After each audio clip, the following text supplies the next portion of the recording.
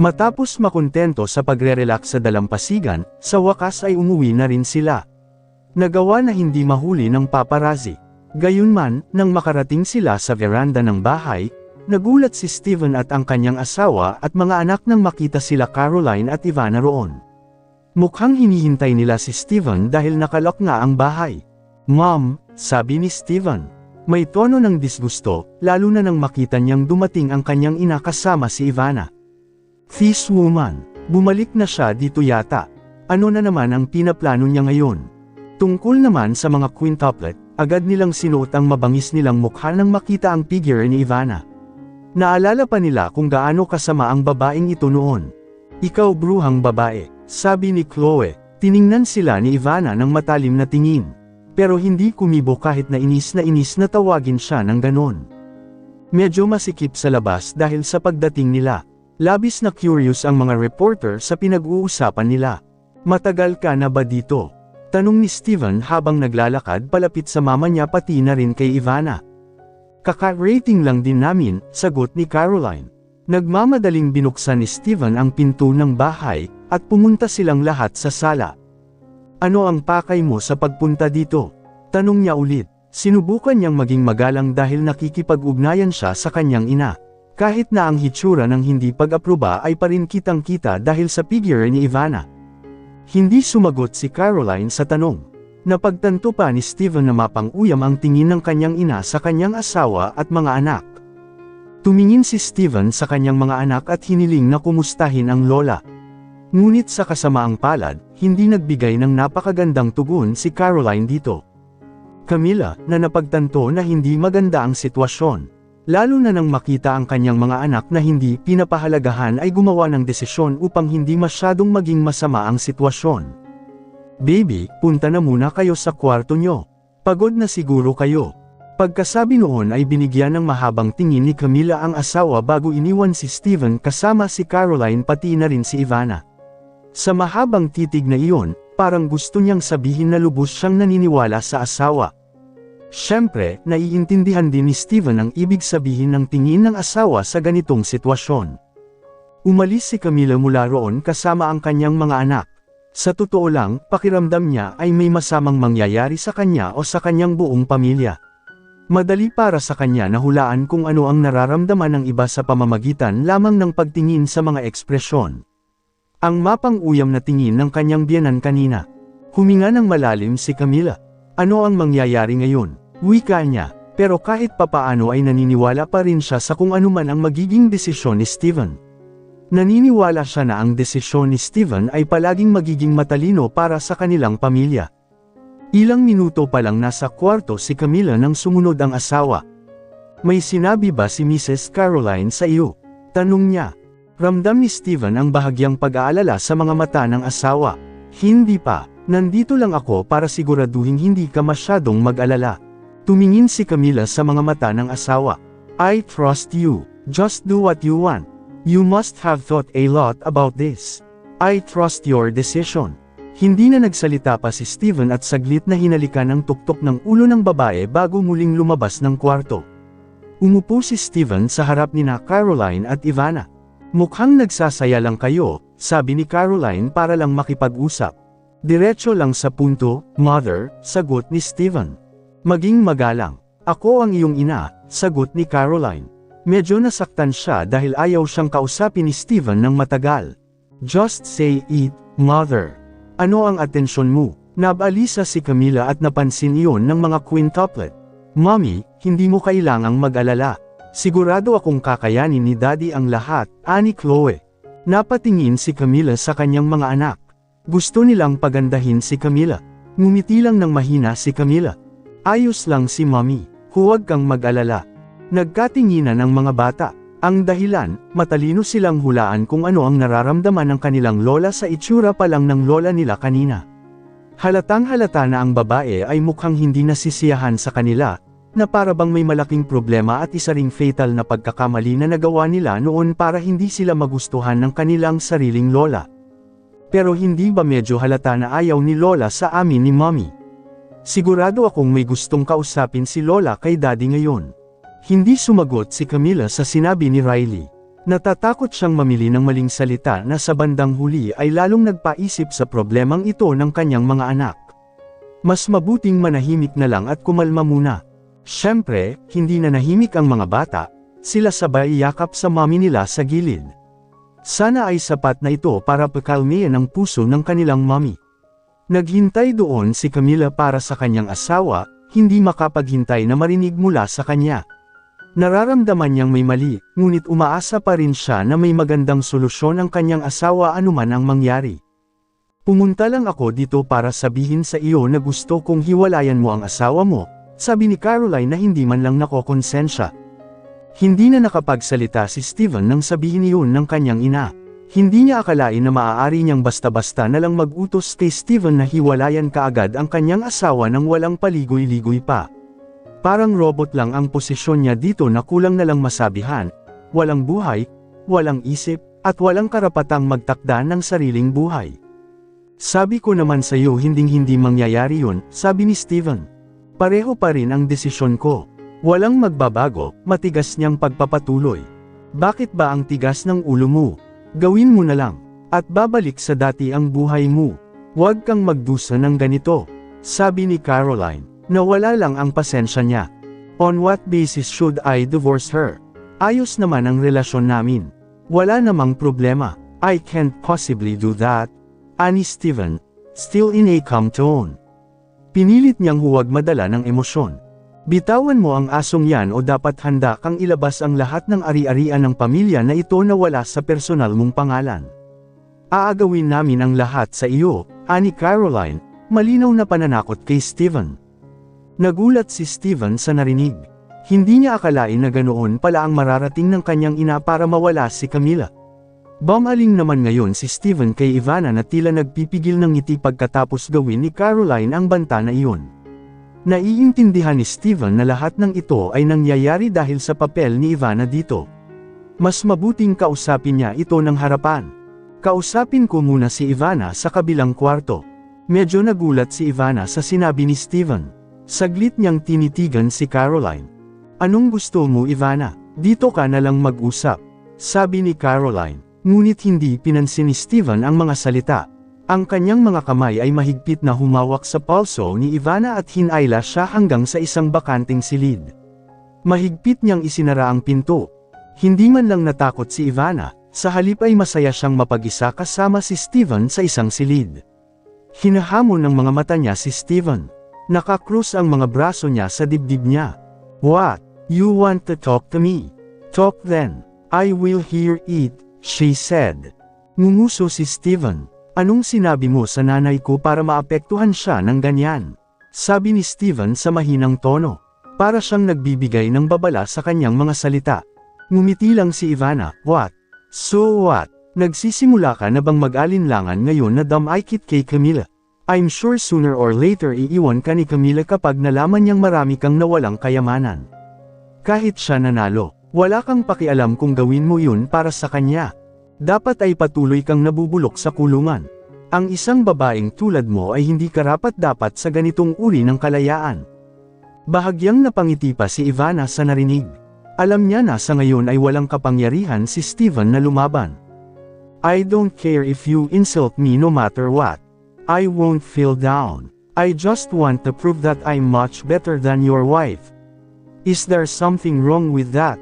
Walang moral standards kapag ikaw magmahal. Nakasusuklam. Yan lang ang masasabi ni Steven. Wala ka pang yabang. Sarcastic na ngumiti si Ivana. Wala nang natira sa akin kundi ang pagmamahal ko sa iyo, o ang paghihiganti ko sa mga taong kumuha sa iyo sa akin. O yung sama ng loob ko sa iyo personally. Steven. Tara na, huwag kang ang umarte. Ano bang meron sa babaeng yun? Hindi siya mas maganda kaysa sa akin. Hindi alam ni Steven kung ano pa ang sasabihin para matauhan si Aunt Annie. Walang kwenta ang pakikipag-usap sa isang hanggal na babae na tulad mo. I will not find the bright spot. Pagkasabi noon ay balak ni Steven na lumabas ng kwarto. Pero hindi alam ni Steven na mabilis na inaalis ni Ivana ang butones ng shirt niya at sa kaniyakap. Pinigilan ni Steven ang pag-alis ng lalaki. Walang pakundangan pang ang hinaplos ni Ivana ang dibdib ng lalaki pabalik habang nakangiti ng matagumpay. Akala niya matutokso si Steven. Hindi ko na alam kung paano ko sasabihin sa'yo, Steven. I really love you. I don't know how to convince a guy like you. Why can't you believe me at all no matter what I do now? You must alam mo rin na kaya kong iwan sa iyo ang kahit ano. At sa tingin ko ay hindi ito isang malaking bagay dahil karapat-dapat ka. Nararamdaman na ngayon ni Ivana na siya na ang pinakadakilang babae sa mundo dahil malapit na niyang mahugat ang isang lalaking tulad ni Steven. Alam niyang hindi na magtatagal si Steven. Walang lalaking makakalaban sa kanyang alindog. Walang makakalaban sa kagandahan at kakisigan ng kanyang katawan. Sigurado siya na sinuman ay agad na susuko sa kanyang alindog, at si Steven ay walang kitaliwasan. Nakakadiri. At least iyon lang ang naiisip ni Steven sa mga sandaling iyon. Si Ivana ay tulad ng mga beerang babae na nagbebenta ng katawan sa mga nightclub. Ngunit ang kaibahan ay ginagawa ito ng mga beerang babae para makakuha ng pera, habang si Ivana ay nais lamang makakuha ng pag-ibig. Sa bagay mas kagalang-galang at mas makatutuhanan beerang babae kaysa sa sarili ni Ivana. I'm warning you, stop doing stupid things like this. Sa tono ng boses niya, halatang kalmado si Steven. Walang pakialam si Ivana at patuloy na tinutokso si Steven. Nagsimulang kumilos ang dalawang kamay na nakayakap kay Steven, gusto niyang hawakan ang mga sensitibong punto ni Steven. Isang manipis na ngiti ang nabuo. Hindi mo ba naisip na napakaswerte mo ngayon? Baka marami pang lalaki ang naghihintay o nagtatangkang makuha ito sa akin. Bakit mo pa tinatanggihan? Mag-enjoy ka lang Steven. Pangako bibigyan kita. Ang mga pelaser na iyon ay higit pa sa kaya niyang ibigay sa iyo. Bago hawakan ni Ivana ang maseselang puntong iyon sa kanyang katawan, nang hindi na napigilan ang paggalaw ng kanyang kamay, agad na itinulak ni Steven ang masungit na braso ni Ivana. Medyo nagulat si Ivana nang halos kumala si Steven sa yakap. Hindi niya naramdaman iyon dati. I told you, stop doing stupid things like that. Walang awa man lang nang makita ko ang pagtataka sa mga mata ni Ivana. Biglang tinulak ni Steven at sinakal din ang leeg niya hanggang sa tumama ang likod niya sa dingding. Napangiwi si Ivana sa sakit. Hindi nag-atubili si Steven na ihatid ang pag-atake. Sobrang nakakasuffocate. Tumingin si Ivana kay Steven na may pagmamakaawa. Nanghina ang boses niya dahil gusto niyang humingi ng tulong. Binigyan siya ni Steven ng death glare. Sinubukan ni Ivana na tanggalin ang mga kamay ni Steven sa kanyang leeg. Ngunit ang kanyang lakas ay masyadong mahina upang labanan ang lakas ng lalaki. Walang kwenta ang pakikipag-usap sa iyo ng matino. Ikaw anak ng babae, babala lang ito. Hindi mo alam kung gaano ako kalupit sa iyo. Hindi mo man lang ako kilala, ginang. Kaya mag-ingat ka. Inilapit ni Steven ang mukha niya sa kabamulong sa tapat ng tenga niya. Madali kitang mapatay, pero hahawakan ko ito. Ngayon, just go after I release you. Inalis agad ni Steven ang kamay niya doon nang napagtanto niyang paos ang boses ni Ivana at tila hindi makahinga. Hinawakan ni Ivana ang leeg at umubo dahil sa pagkakasakal ng lalaki. Hindi ko talaga maintindihan, ano bang kakaiba sa babaeng yan at naglakas loob kang mang-abuso sa ibang babae para lang ipagtanggol siya. Walang pakialam si Steven sa sinabi ni Ivana. Agad siyang lumabas ng kwarto at bumalik para salubungin si Caroline. Samantalang si Ivana na naiwang mag-isa ay tanging iyak at sigaw pa sa kwarto. Fail. I failed again for the second time. How could it be? I have completely surrendered myself. Act like a bitch. Wala akong pakialam sa dangal ko bilang babae. Sinabunutan ni Ivana ng mahigpit ang sariling buhok. Samantala, kaharap ngayon ni Steven si Caroline.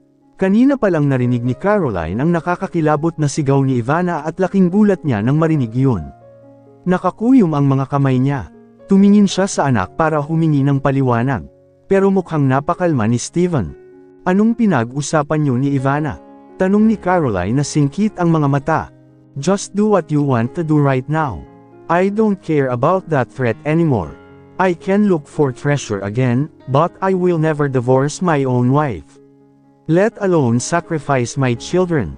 Pahirapan mo silang muli dahil umalis ako. Sila. Laking gulat ni Caroline nang marinig ang sagot ng kanyang anak. Tumanggi ang kanyang anak na hiwalayan ang babae at mas piniling ibigay ang lahat ng kanyang ari-arian. Napag-isipan mo ba talaga ang mga sinasabi mo? Huwag kang magsisi pagkatapos kong kunin lahat ng mga kayamanan na iyon mula sa iyo. Alam mo namang walang sino man sa mundong ito ang makakaligtas sa pamamagitan lamang ng pag-ibig. It more than that, and no one can survive. Maging masaya ka nang walang pera. Sa tingin mo ay makakasama mo pa rin ang asong iyon kapag nawala ang lahat ng iyong kayamanan, anak. Sinubukan ni Caroline na manipulahin ang pag-iisip ng kanyang anak. Sa kasamaang palad, ang kaharap niya ay isang Steven Richards. Isang taong matatag sa kanyang paniniwala. Ang ganitong uri ng pag-uusap ay hindi magbabalik sa kanyang desisyon. Bagamat kailangan niyang aminin, medyo tumatak sa isip ni Steven ang mga salita ng kanyang ina.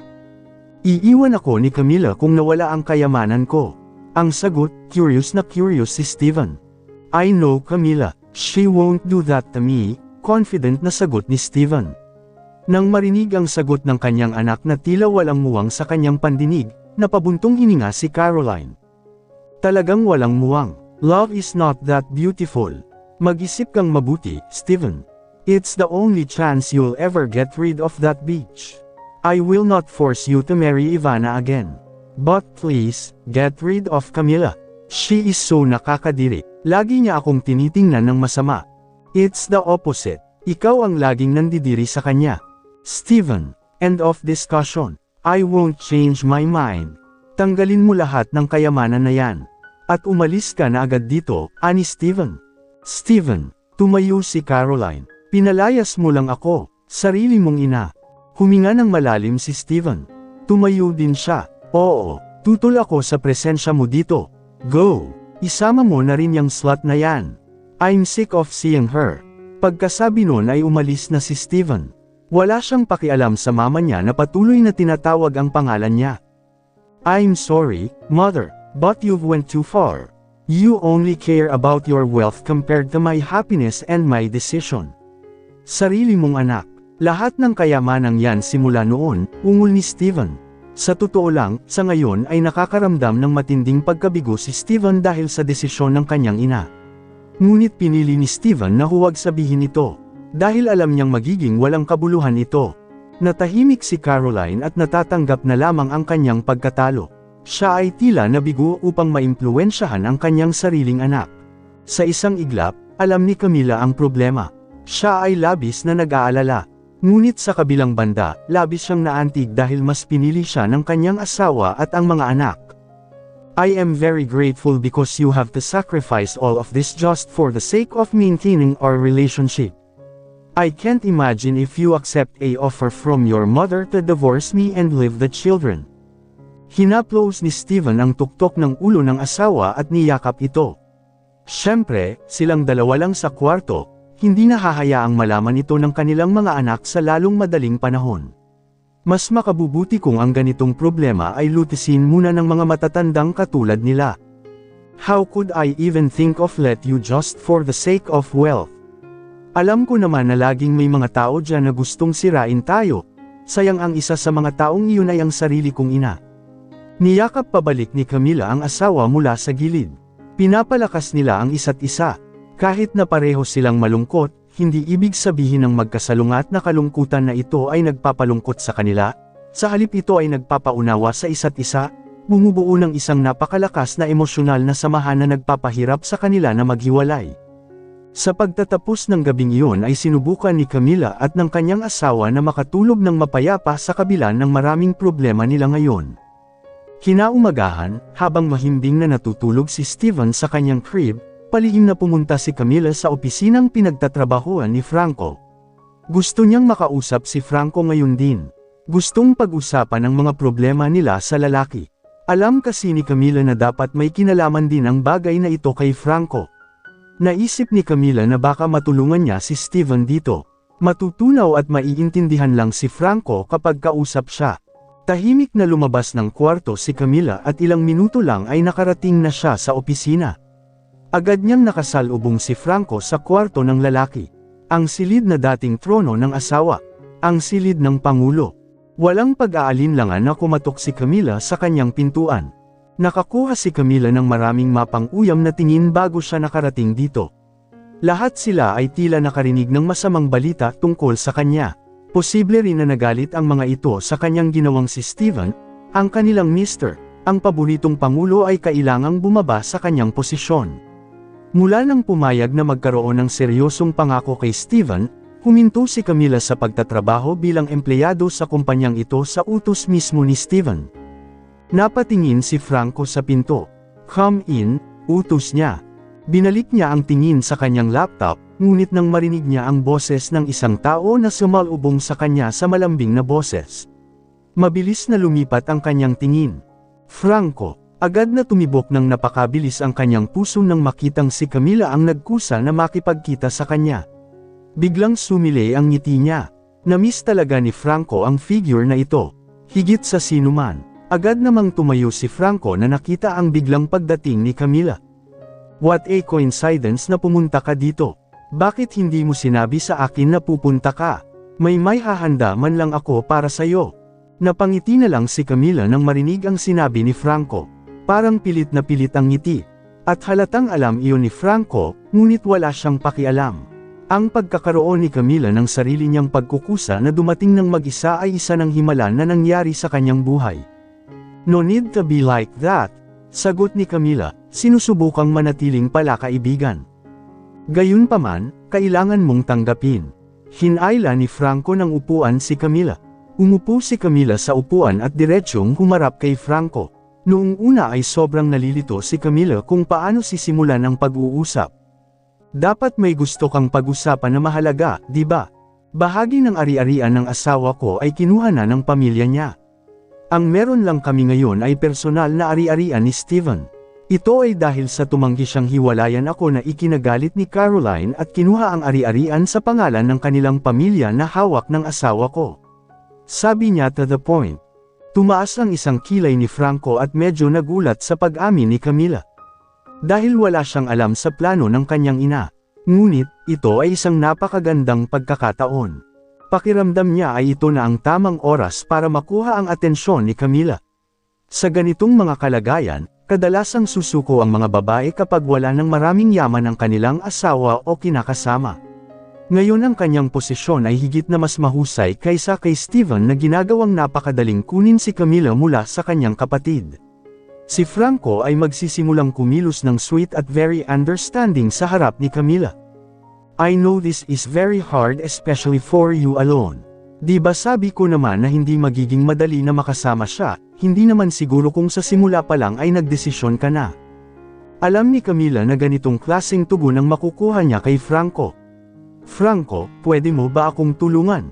sabi ni Camila. "Of course, Camila. I will always help you. Pero, sa paanong paraan? Kasi may mga bagay na hindi ko magawa." Naikuyong ni Camila ang kanyang mga kamao. Ito ang isa sa pinakamahirap mga bagay na nagawa na niya. "Maaari mo bang hilingin sa iyong ina na bawiin ang kahilingan?" Napabuntong hininga si Franco. "This is one request that I cannot grant, Camila. My mother is very stubborn. The decision is unanimous. Brother has lost everything, and it is already non-refundable. Unless you really want to divorce him and take your kids away." Pakiramdam ni Franco ay dahil nasasabi niya iyon. At ang tugon ni Camila ay ang kanyang kagustuhan. "You know the risks though. You're getting divorced and you don't have any money with you. You will only be wasted. Babalik ka sa gulo. Imagine if you are in trouble. How do you take care of your 5 anak?" Natahimik si Camila. Hindi niya alam kung ano ang sasabihin ngayon. "Tignan mo." Tumayo si Franco. Nasa likod siya ngayon ni Camila. Nakapatong na ang mga kamay niya sa balikat ni Camila. Napailing si Camila.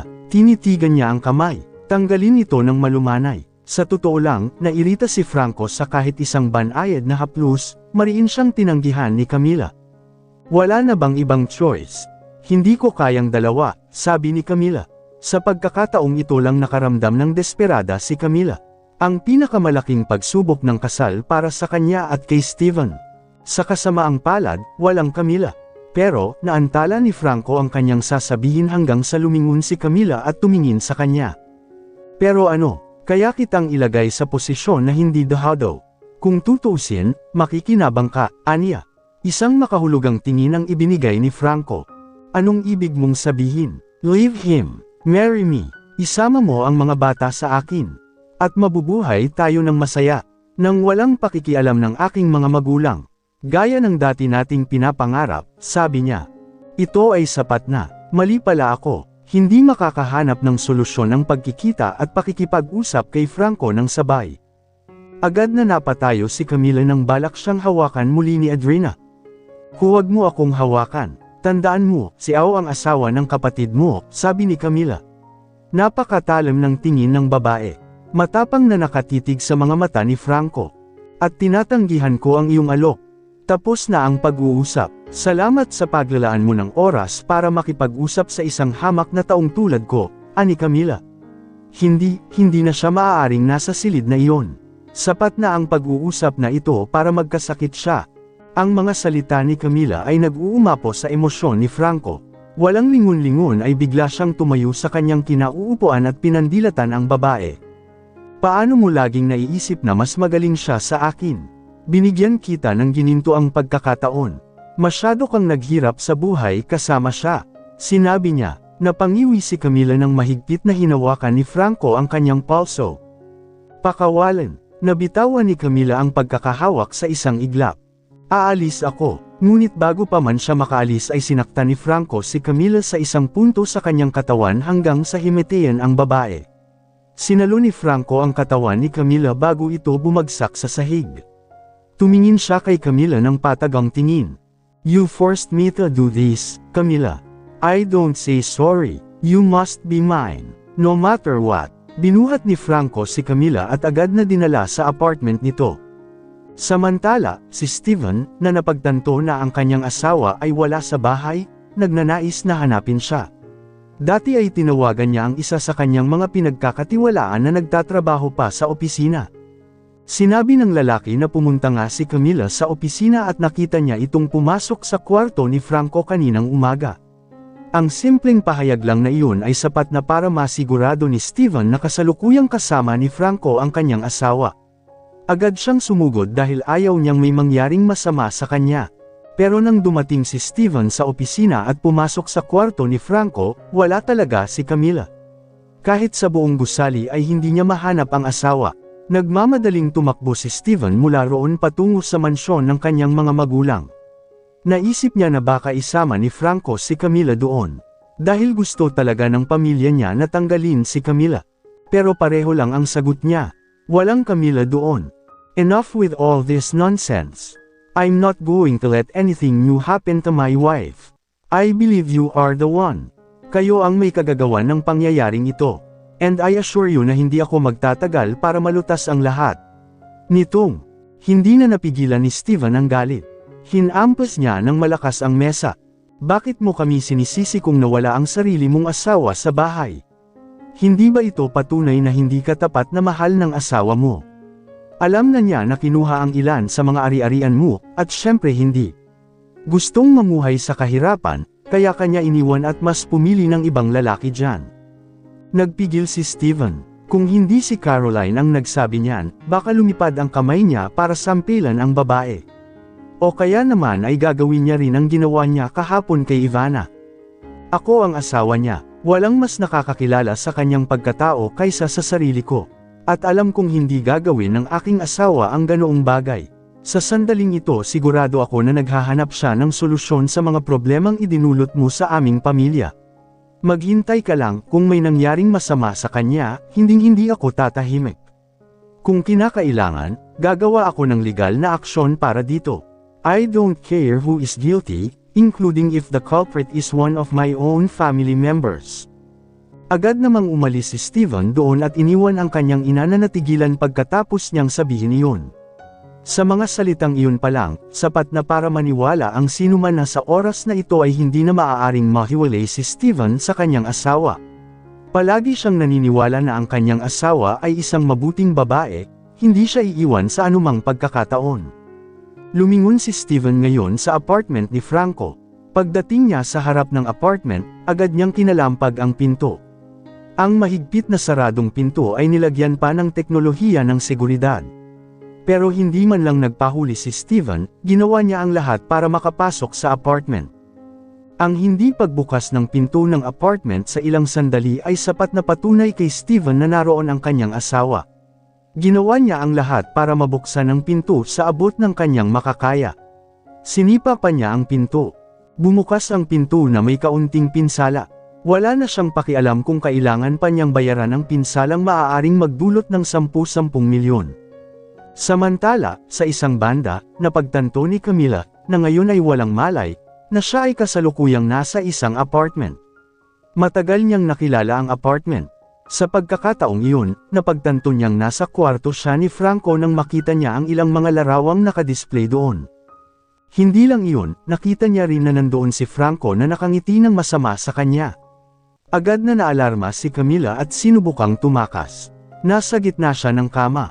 Isang maikling sulyap sa pinto ay nakumbinsi siya na mahigpit itong nakasara.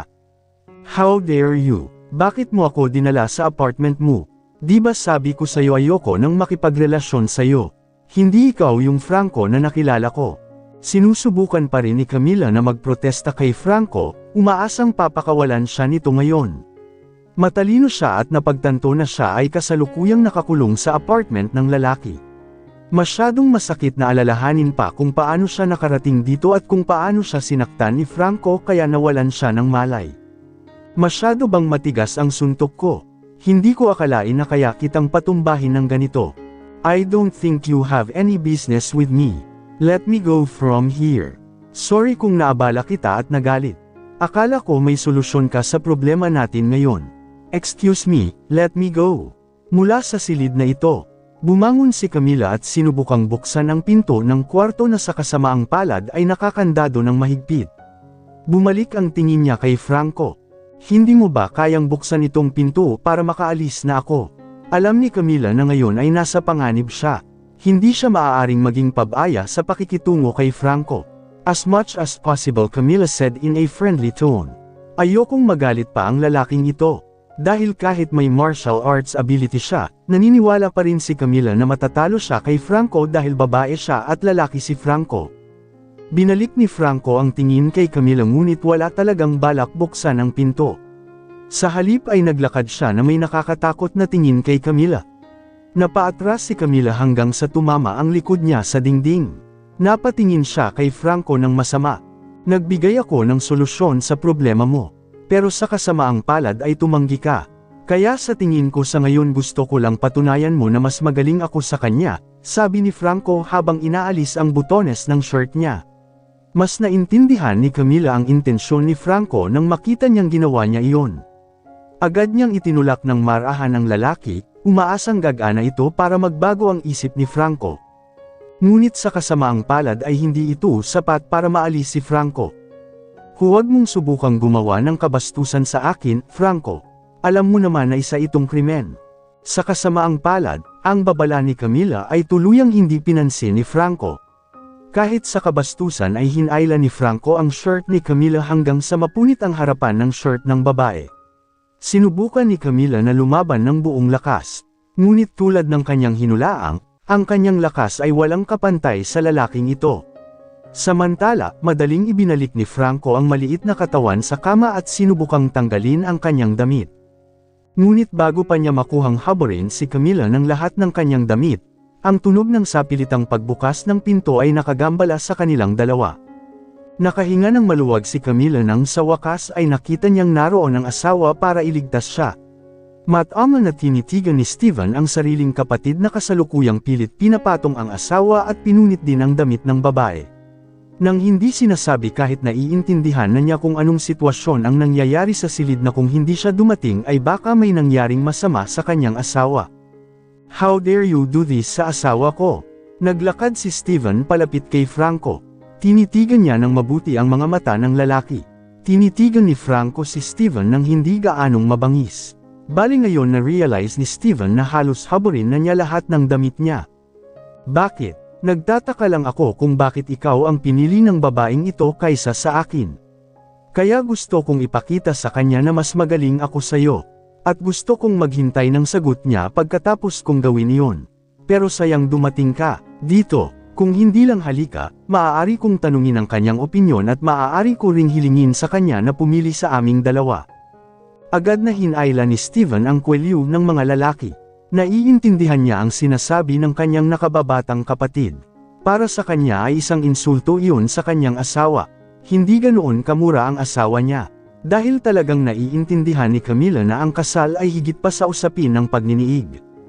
Ang unang bagay na dapat mong ma-realize dito ay ang asawa ko ay hindi isang patutot. Binibigay niya ang sarili niya sa lalaking mahal niya. At lahat ng ito ay ginagawa niya gamit ang damdamin, hindi tulad ng mga beerang babae na hindi nangangailangan ng damdamin, dahil ang mga beerang babae ay nangangailangan lamang ng pera. Naiintindihan mo yun. Pilit na tinatanggal ni Franco ang kamay ng kapatid sa kwelyo nito. Marahan din niyang itinulak ang kapatid. Paghahamon pa nung lalaki, si Camila, na napagtanto na ang sitwasyon ay napakagulo, ay sinubukang pagbutihin ang kanyang hitsura. Napagtanto niya na halos nakalabas na ngayon ang kanyang dibdib, kailangan siyang maghanap ng karagdagang tela doon. Kumuha siya ng adamet sa wardrobe. Halata namang kay Franco ang adamet. Sinubukan niyang sunggaban ang dalawang tao, ngunit nakita niyang mahina siya at walang magawa kundi ang sumigaw. Bago pa man niya mahawakan ng asawa ay hinawakan na naman ng lalaki ang kwelyo ni Franco at hinayla palabas ng kwarto si Franco at saka binugbog. Umalangaw-ngaw sa tahimik na apartment ang tunog ng sampal. Sinubukan namang lumaban ni Franco na hindi tinanggap na binugbog. Binatukan niya pabalik ang kapatid. Hindi mapipigilan ang away sa pagitan nila, maliban na lang kung pipiliin ang isa sa kanila na sumuko bago mawalan ng buhay. Steven, tumigil ka nga. Ayaw ni Camila na masaktan ang asawa, kaya sinubukan niyang makialam sa kanila. Walang pakialam si Camila tungkol kay Franco. Masyadong malaki ang pagkabigo, ngunit ang nakakalungkot, hindi siya narinig ng kanyang asawa. Patuloy ang paghampas ni Steven kay Franco, walang pakialam na may bagbog at duguan ang mukha ng kapatid. Hinayla niya ang kwelyo ni Franco habang nakahiga ito at sa posisyong nakapatong sa kanya si Steven. Dapat mong malaman ang kahihinatnan ng bagay na ito. Dapat mong pag-isipan ng 1,000 beses bago saktan ang aking asawa. Binatukan ulit ni Steven si Franco. Hindi nawala ng kapangyarihan si Franco at kayang baligtarin ang kanilang mga posisyon. Ngayon siya naman ang brutal na bumubugbog sa kapatid niya pabalik. Si Camila, na napagtanto na desperado na ang asawa, ay kumuha ng kahit anong bagay doon para hampasin ang ulo ni Franco na ikinapangiwi ni Franco sa sakit para hindi na niya matamaan ang asawa ng babae. Agad na bumangon si Steven at nakita ang kapatid na ngayon ay nanginginig sa sakit habang hawak ang ulo. Hindi man lang naramdaman ni Franco na iangat ang ulo niya at tumingin kay Camila sa mga oras na ito. Let's just say this isn't over yet. Hindi ako mananatili sa ginawa mo sa asawa ko. Agad na napatayo si Steven sa kanyang kinatatayuan bago siya muling binatukan ni Franco. Inalalayan din siya ni Camila na makatayo bago natauhan si Franco at tumayo para bugbugin muli ang asawa. Sinong nagsabi na tapos na ito? Itinuro ni Steven si Franco sa direksyon bago niya kinuha ang asawa mula doon. Nakaramdam ng pagkadismaya si Franco na nakitang umalis ni Steven ng ganun-ganun lang. Nakaramdam siya ng matinding inis dahil nabigo na naman siyang makuha ang atensyon at puso ni Camila. Kahit na pagkatapos nito ay tiyak na mas galit pa sa kanya si Camila kaysa dati. Tumayo si Franco at nagpalit ng pwesto para maupo. Napakasakit pa rin ang kanyang ulo, napasigaw at napaiyak pa siya dahil sa kabiguan na nararanasan sa mga oras na ito. Ito ay kaya nakakahiya. Ang bawat kabiguan ay palaging nakakahiya para sa kanya. Samantala, dinadala ngayon ni Camila ang kanyang asawa sa pinakamalapit na ospital. Hindi niya kayang makitang ganito ang pagdurugo ng asawa. Lahat ng sugat ni Steven ay agad na ginamo ng doktor. Tahimik lang na hinihintay ni Camila ang asawa niya doon. Ngayon siya ay nakaramdam ng labis na pagkakasala at labis na nalilito sa kung ano ang sasabihin niya sa kanyang asawa pagkatapos nito. Siyempre, itatanong ni Steven kung paano sila nagkakilala kaya nangyari ang kahindik-hindik na insidenteng ito. Ngunit sigurado rin si Camila na hindi siya pipilitin ng kanyang asawa na sabihin sa kanya ang lahat ng iyon. Sanay na kasi si Steven na bigyan ng comfort si Camila.